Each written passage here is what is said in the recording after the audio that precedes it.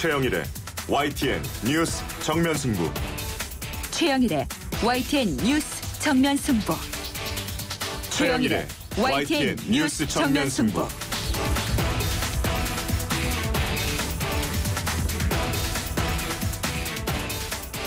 오늘 하루 잘 보내셨나요? 뉴스 정면 승부, 저는 시사평론하는 최영일입니다. 오늘 정면 승부에서는 박근혜 대통령이 내놓은 현재 정국에 대한 입장, 그 안에 어떤 이야기와 속뜻이 담겨 있는지 짚어보고요. 이주열 한국은행 총재가 2분기 경기 흐름이 앞으로 경기 회복세에 지속 여부를 판단하는 분기점이 될 것이다, 이렇게 이야기했죠. 우리나라 경제, 현 상황은 어떤지도 진단해봅니다. 하루 앞으로 다가온 4.29 재보궐선거, 여야 가릴 것 없이 마지막까지 총력을 기울이고 있는데요. 이진복 새누리당 전략기획본부장, 이춘석 새정치민주연합 전략홍보본부장 연결해서 정치권이 가늠하고 있는 선거 판세 어떻게 흘러가고 있는지 들어보겠습니다. 뉴스 정면승부 지금 시작합니다.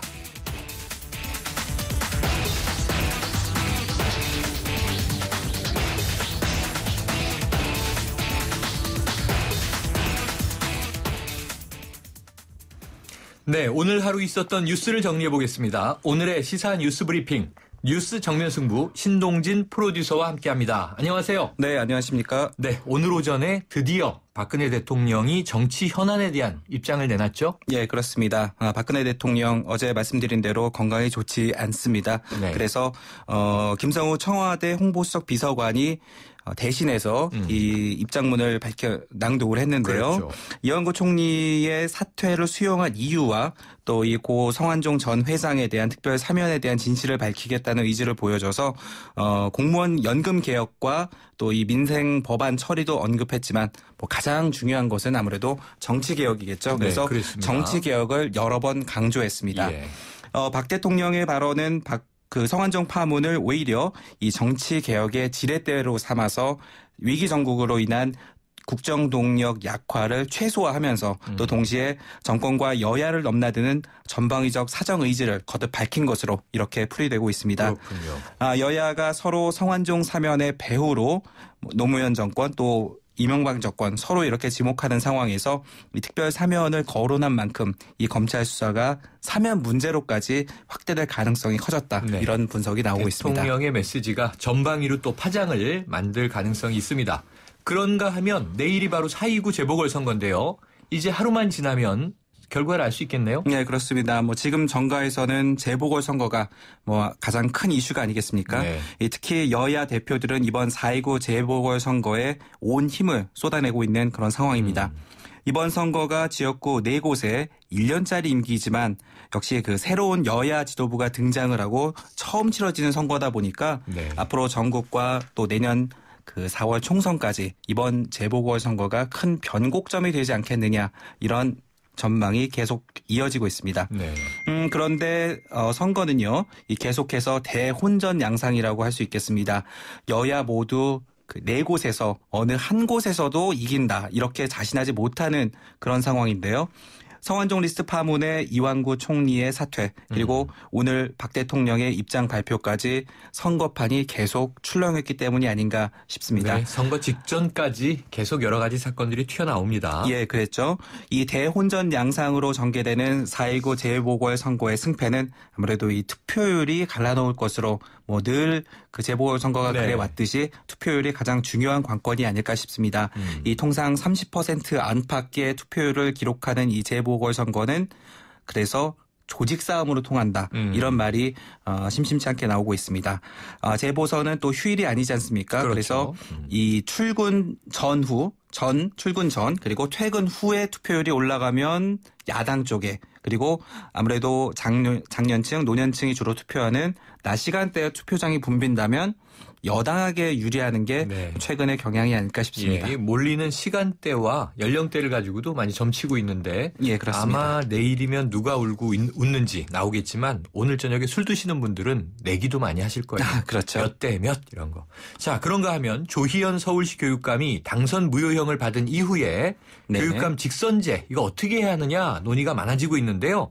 여야 역시 공방을 이어가고 있네요. 4명 중에 3명이 이 교육감직을 상실했어요. 네, 그렇습니다. 서울의 경우만 보더라도요. 첫 민성교육감인 공정택 전 교육감부터 이번 그 조희영 교육감까지 모두 법정에 섰습니다. 그렇죠. 거기다가 뭐 4명 중 이번에 이 조희영 교육감의 형이 확정이 되면 4명 중 3명은 임기 중에 하차를 하게 되죠. 네. 그래서 새누리당은 단체장과 교육감을 하나로 묶어서 지방자치 단체장과 또 교육감을 하나로 묶어서 출마하는 러닝메이트 방식이나 네. 또는 단체장이 해당 지방의회의 동의를 얻어서 임명하는 방식, 뭐 간접선거라고도 할 수 있겠는데 이런 방식 등의 대안을 모색하고 있다고 지금 얘기가 나오고 있고요. 또 새정치민주연합은 불리한 점이 있으면은 뭐 불합리한 점이 있으면 뭐 보완하는 게 맞습니다. 그렇지만 지금의 문제는 직선제냐 임명제냐 뭐 이런 어떤 제도상의 문제라기보다도 선거의 부작용으로 봐야 한다라고 지적을 하고 있습니다. 그런데 아무래도 뭐 가장 큰 피해자는 교육의 일선에 있는 학생들 그리고 학부모들 그렇죠. 선생님이 아니겠습니까? 갈피를 못 잡고 있으니까요. 그렇습니다. 그래서 정치적인 설전 혹은 뭐 정치적인 고려, 뭐 정쟁 이런 것들이 교육 현장에 우선돼서는 안 될 것 같습니다. 네, 박 대통령도 오늘 언급을 했는데 지금 이제 5월 2일이면 공무원 연금 개혁 이 시한 다가오고 있습니다. 4월 임시국회에서 처리가 될까요? 예, 국회 연금특위에 속한 여야 의원들하고요. 또 이 실무기구 공동위원장인 김영하 순천향대 교수 또 김현명 중앙대 교수가 오늘 비공개 만찬에서 막판 조율을 시도합니다.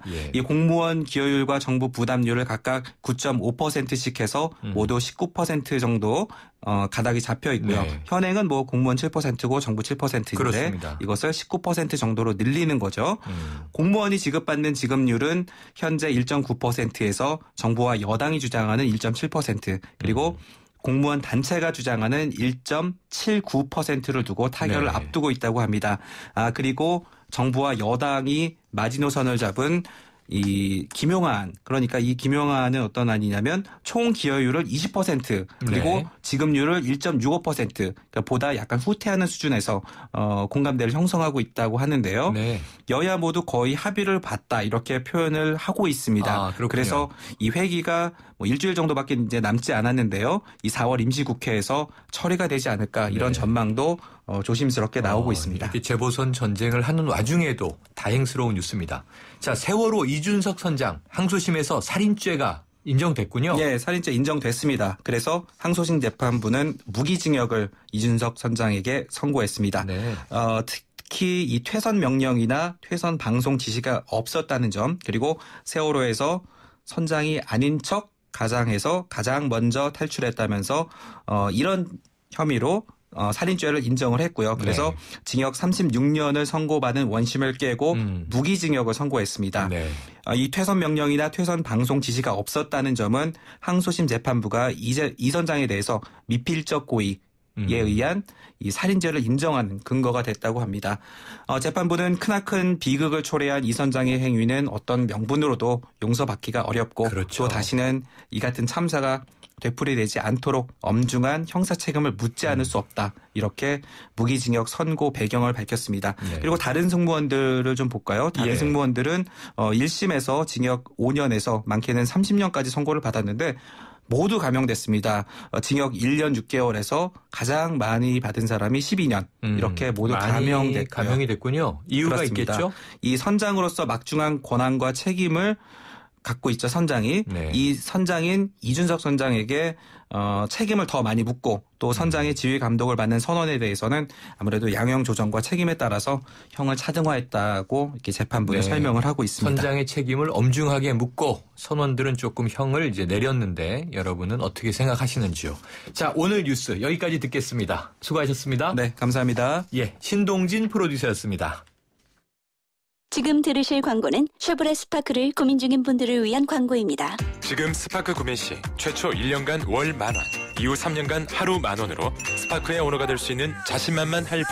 오직 쉐보레에서만. 스파크 LS 기준 선수금 10% 제외. 자세한 내용은 홈페이지 참조. 4월 한 달간. Chevrolet, find new roads. 네, 화요일 퇴근길은 어떠십니까? 1부 순서는 여기까지고요. 잠시 후 2부에서 뵙겠습니다.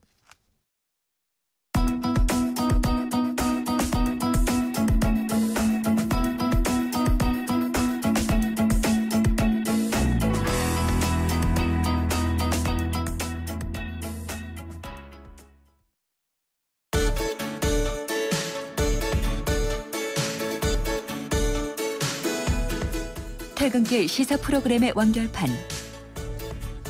최영일의 YTN 뉴스 정면 승부.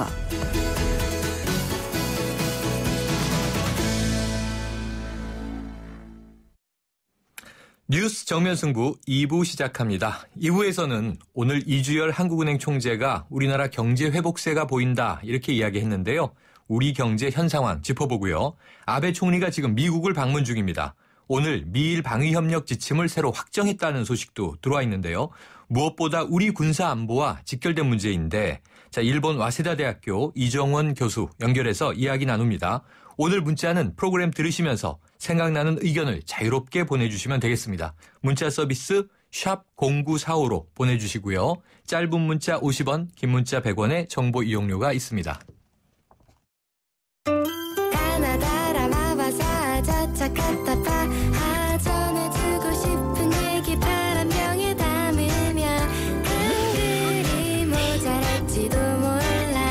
영하나에 담을 수 없는 초정탄산수 이야기.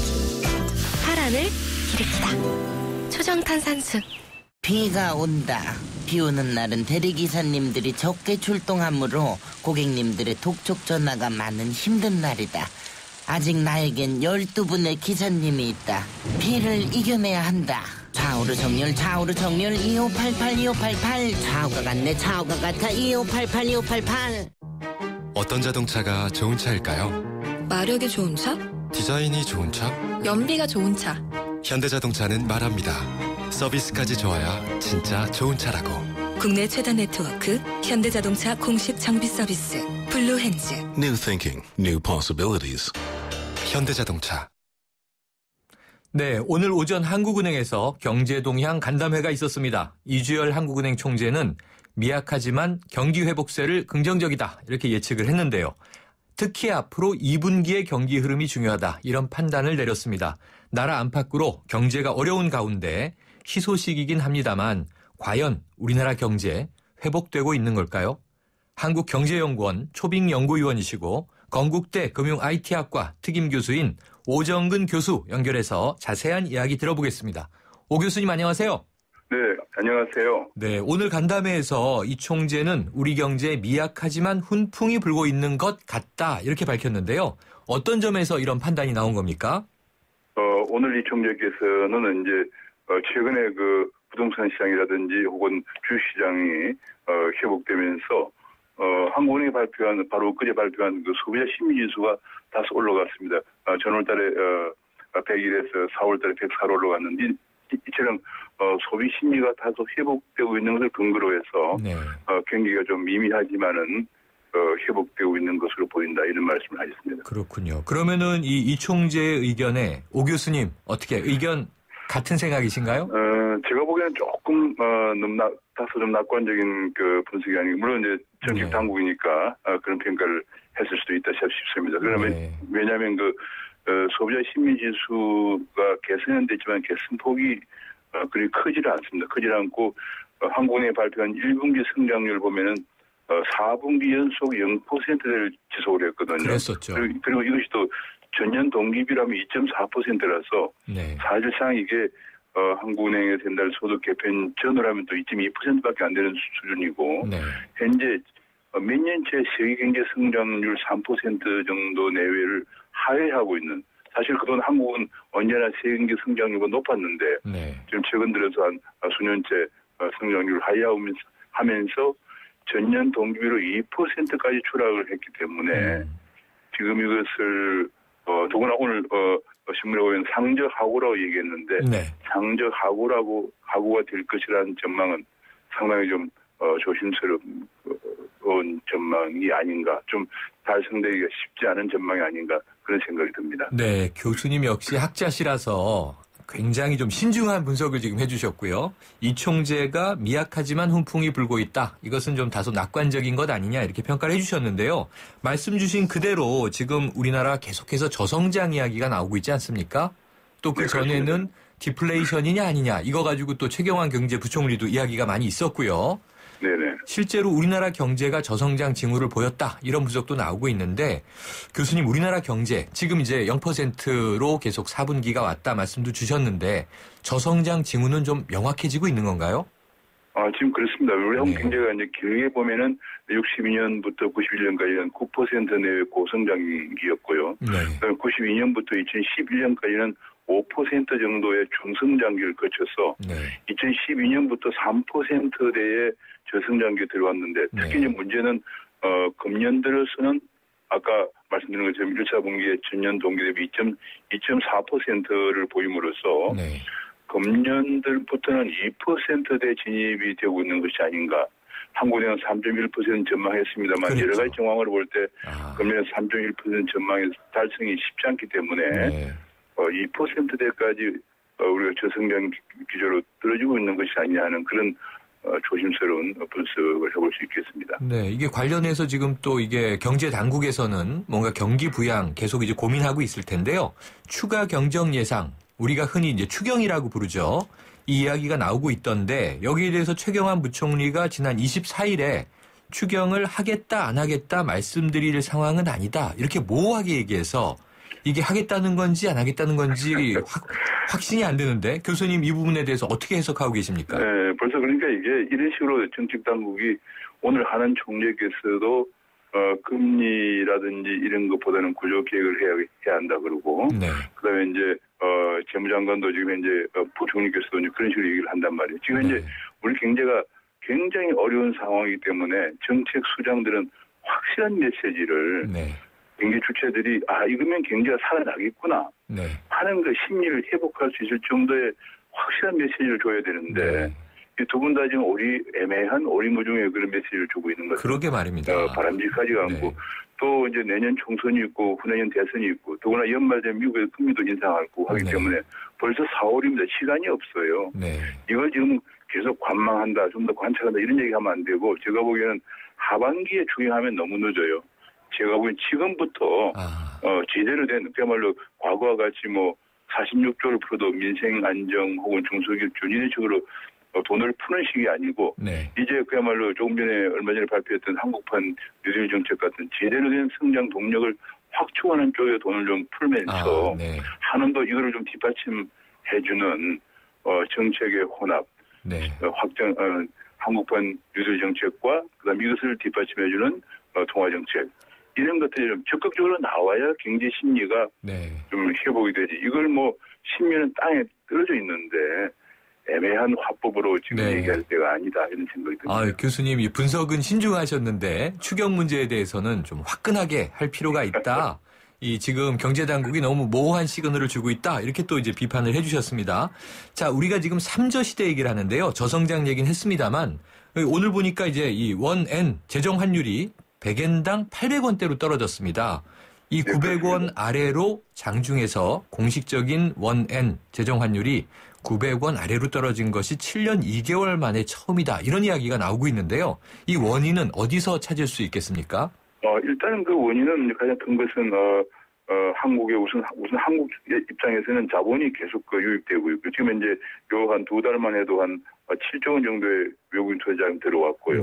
또 게다가 불황이긴 하지만 경상 흑자가 나오고 있고 반면에 일본의 경우에는 일본이 계속적으로 이제 양적완 정책을 하고 있습니다. 그러면서 한국 입장에서는 또 미 재무부가 한국의 외환시장 개입에 대해서 제동을 불고 나왔고 또 하는 총재가 조금 전에 얘기한 것처럼 애매한 그야말로 환율에 대해서 어떻게 하겠다는 확실한 시그널을 시장에 주지 900원이 깨지는데도 이런 정도를 하기 때문에 시장에서는 이게 환율이 더 내려갈 수 있겠구나 하는 기대를 하게 되면서 900원 선이 그동안에 900원 선이 약간 심리적 저지선을 유지하고 있었는데 이것이 깨졌거든요.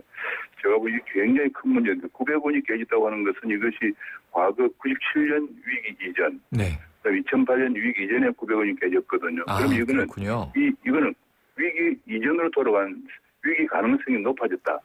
이런 의미가 되겠습니다. 이 상당히 심각한 이제 위험 신호, 위험 경고로 볼 수가 있겠네요. 그렇습니다. 네, 이게 지속적인 엔저가 계속가면 결국 우리나라의 수출 경쟁력이 약화되고 악화될 가능성이 높은데 실제로 우리나라 경제에는 안 좋은 영향으로 작용하겠죠. 그렇습니다. 이것이 이제 엔화에 대해서 원화 강세가 2012년 6월부터 계속됐는데요. 그때부터 지금까지 약 67% 원화가 엔화에 대해서 저상이 되었습니다. 그 바람에 2011년까지는 우리나라 수출 증가율이 연 15%였는데 계속 2%대로 떨어져다가 금년 들어서는 1, 2, 3, 4 연속 마이너스인데 4월 달에는 제가 최근 데이터 4월 20일까지 체크해 보니까 11%는 감소했어요. 이 마이너스 폭이 계속 확대되고 있는 상황인데 이것이 900원대가 깨지면 하반기에 그 수출 증가율이 굉장히 좋지 않아서 아마도 한국은행이 전망한 3.1% 달성이 쉽지 않을 그런 전망입니다. 교수님, 그러면 이게 이 엔저 문제도 심각하고 일본 신용 등급 내려갔다는 이야기도 들려오던데요. 지금 짧게 당국의 적극적인 대처, 어떤 대응책이 필요하다고 생각하십니까? 네, 제 생각으로 일단은 크게 세 가지인데 하나는 이제 돈을 풀어서 원화 가치를 하락시키는 방법이 있고요. 외환시장 개입하는 방법이 있고 자본이 과도하게 들어온 걸 규제하는 방법이 있는데 외환시장 개입과 자본유입 규제는 상당히 힘듭니다. 힘들기 때문에 일단은 통화를 공급해서 원화 가치를 하락시키는 방법 이것이 현재는 가장 전공법이고 또 이것은 국제적으로 마찰이 없는 것이기 때문에 좀 더 적극적으로 돈을 많이 풀어서 원화 가치를 하락시키는 이런 정책으로 가야 한다. 가지 않으면 이거 잘못하면은 우리 경제가 굉장히 어려운 국면까지 갈 수 있다 하는 생각이 듭니다. 네, 걱정이 큰데요. 오늘 좋은 말씀 감사드리고요. 다음에 또 한번 연결 부탁드리겠습니다. 고맙습니다. 네, 감사합니다. 지금까지 오정근 건국대 금융 IT학과 특임 교수였습니다.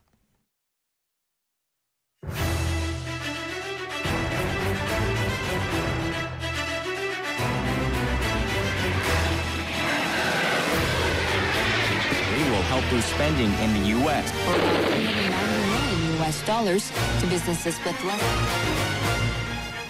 전 세계 가장 핫한 소식이 이곳에 모입니다. 글로벌 정면 승부.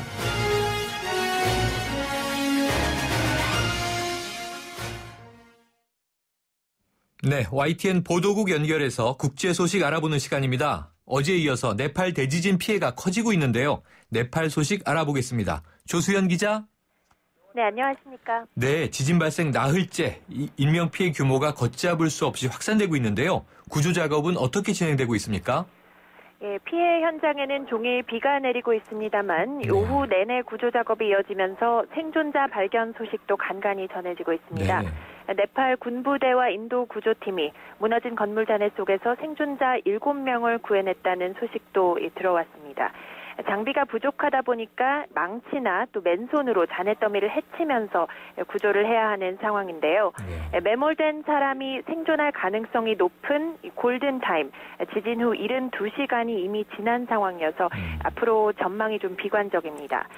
빔센타워를 비롯해 카트만두 도심과 외곽 곳곳에 아직도 많은 매몰자가 있을 것으로 추정되고 있습니다.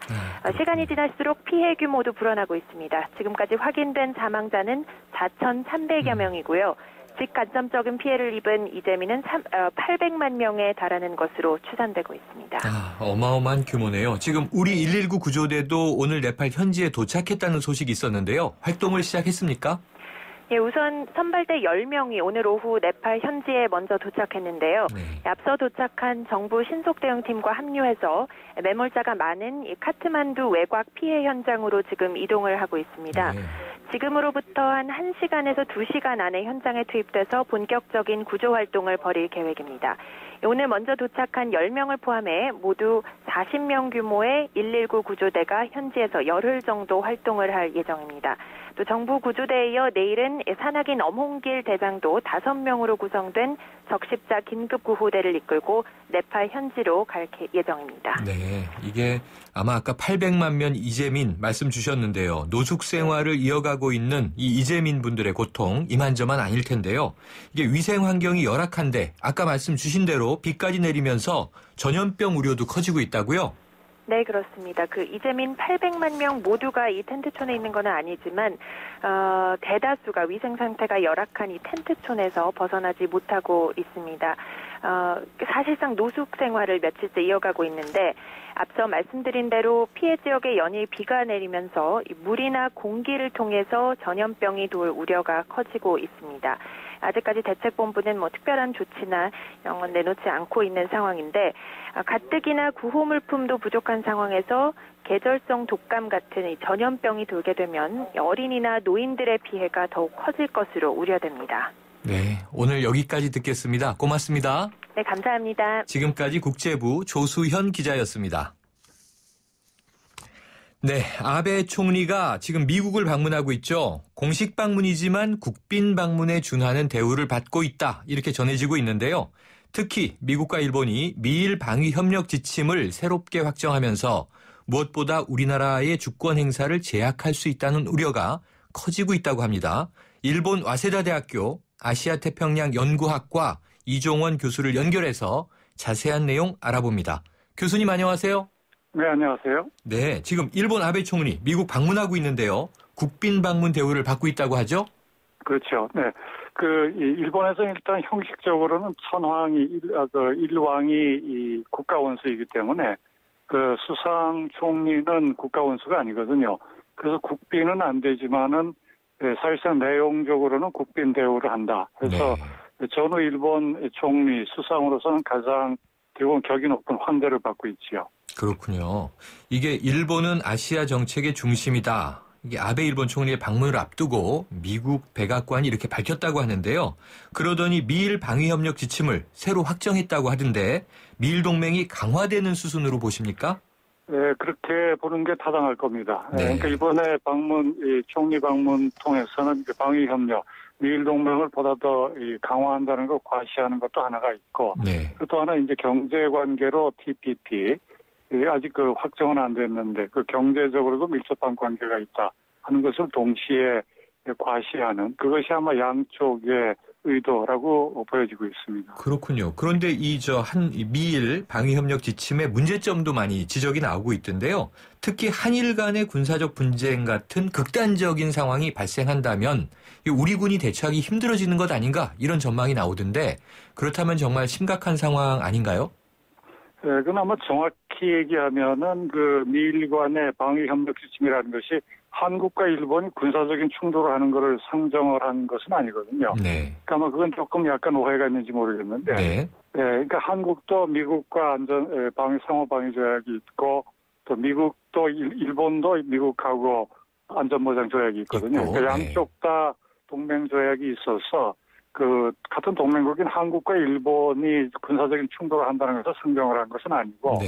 근데 다만 미일 동맹이 예컨대 한반도의 유사시에 미군이 행동을 할 때 일본이 관여하는 것이 이때까지는 전수방위라 그래서 일본의 방위에 국한되는 데만 관여를 하고 후방 지원을 한다 하는 것이 원칙이었는데 이번에 적용 대상을 일본 영역을 넘어서도 할 수 있도록 그래서 집단적 자유권 해석을 재해석하면서 이번에 방위협력 지침에도 그 부분을 명기했거든요. 그러니까 그 면에서 한반도 상황하고 관련이 된다는 게 아마 한국으로서 보면 가장 중요한 사항이라고 생각이 합니다. 그러니까 이제 우리나라야 우리 입장에서 이제 첨예할 수 있는 것이라 말씀하신 대로 한일 간의 군사적 갈등은 상정돼 있지 않겠지만 아까 제가 질문 드릴 때 극단적 상황이 발생할 경우 이렇게 이제 전제를 드렸는데요.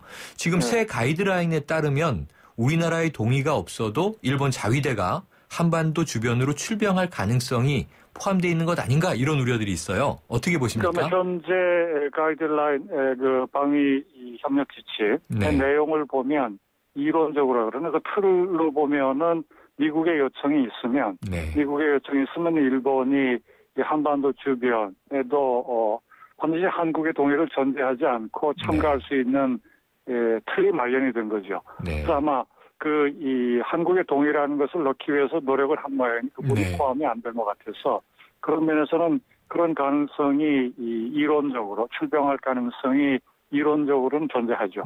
이론적으로는 존재한다. 우리나라의 동의가 없더라도 대신 이제 미국의 동의가 있어야 된다는 전제 하에 그렇다고 말씀 주신 거죠. 그렇다면 지금 이 상황에서 우리나라는 어떻게 대응해야 좀 옳다, 좋다? 이 교수님은 어떻게 보십니까?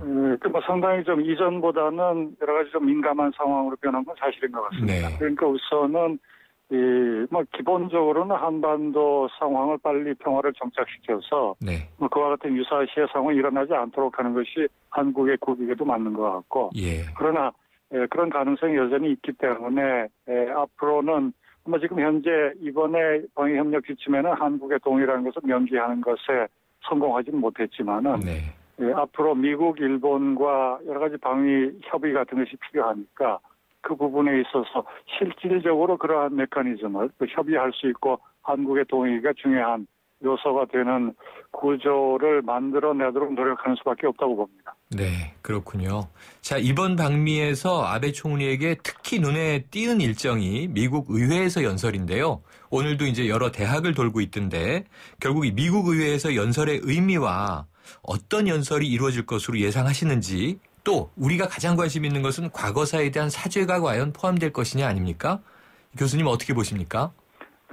그러니까 저는 일본의 총리로서는 처음으로 상하원의 합동회의에서 연설한다는 것은 처음이거든요. 네. 하원에서 한 것만 가지고만 보면은 이전에 기시 수상도 있었고 전례가 있지만 이번에 네. 아마 극진한 환대 차원에서 미국이 그런 무대를 마련한 것 같아요. 네.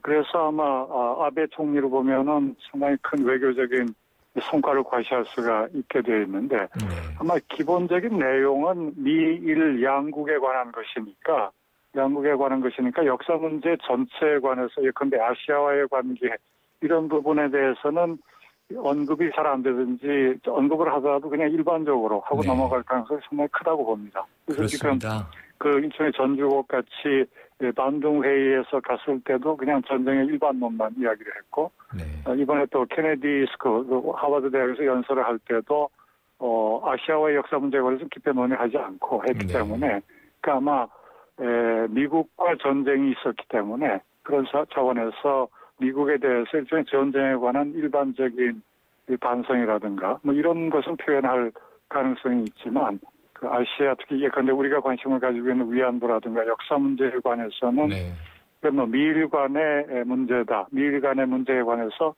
연설하는 장소다라고 해서 깊이 언급하지 않고 회피할 그럴 가능성이 상당히 크다고 봅니다. 네, 오늘도 보니까 이제 어떤 학생이 한국계 학생으로 알려졌는데 이 위안부 성노예에 대해서 질문을 했더니 이제 인신매매다 이렇게 답변을 했더라고요. 네네. 지금 방미 전부터 미국 하원 의원 25명이 서한도 보내고 이 미국 언론도 과거사 사죄에 대한 압박을 많이 하고 있지 않습니까? 이러한 이제 미국 내 움직임이나 혹은 또 재미 한인 단체를 포함해서 많은 단체들이 아베 총리의 의회 연설에서 일본군 성노예 강제 동원에 사과를 해라 이런 촉구 항의 시위 벌이고 있는데요. 이런 부분이 아베 총리에게는 정치적인 부담이 되진 않을까요? 네, 어느 정도 부담은 된다고 봅니다. 그러나 아마 또 결정적으로 연설 내용에 영향을 줄 만큼, 그런 이 역할을 할지 하는 것은 약간 좀, 아직은 장담을 못할 것 같습니다. 회의적이시군요. 물론 한인단체나 중국계 이런 데서 역사 문제 가지고 비판이 많지만 그거보다도 근데 하원 의원도 한 25명이고 뉴욕타임즈 이런 데서도 역사인식, 아베 총리의 역사인식에 관해서 미국 내에서도 상당히 의구심이 많은데 그런 문제 제기가 많지만 지금 안타깝게도 지금 오바마 정권이 중국과 대립이 격화되면서 일본을 중시하는 것을 더 과시하기 때문에 그런 역사 문제 같은 게 속으로 파묻혀서 잘 표현하가 안 되는 그런 위험성이 더 크다고 봅니다. 예, 오늘 말씀 여기까지 듣겠습니다. 네, 고맙습니다. 네, 감사합니다. 예, 지금까지 일본 와세다 대학교 아시아 태평양 연구과 이종원 교수였습니다. 아이시스 8.0. 왜 핑크냐고요? 핑크는 건강하다는 증거니까. 건강에서 핑크라벨 균형 잡혀 8.0. 해교의 생기 비결. 건강한 미네랄 밸런스가 핑크빛 생기를. 핑크빛 생기 에너지. 아이시스 8.0. 전 핑크만 챙겨요. 어떤 자동차가 좋은 차일까요? 마력이 좋은 차? 디자인이 좋은 차? 연비가 좋은 차. 현대자동차는 말합니다. 서비스까지 좋아야 진짜 좋은 차라고. 국내 최다 네트워크 현대자동차 공식 장비 서비스 블루핸즈. New thinking, new possibilities. 현대자동차. 날아가고 싶다. 봄바람 타고. 타러 갈까요? 봄볕 하나에 봄바람 둘. 뭐해? 커피에 봄 타는 중입니다. 봄 맛있네. 세상 어디에도 없는 맛. 넥심 모카골드. 바람이 불어오는 곳. 다가오는 여름. 에어컨이 2개라면 얼마나 시원할까요? 바람에 내 몸 맡기고. 하나의 바디, 2개의 에어컨. LG 휘센 듀얼 에어컨. 네, 뉴스 정면 승부 2부는 여기까지입니다.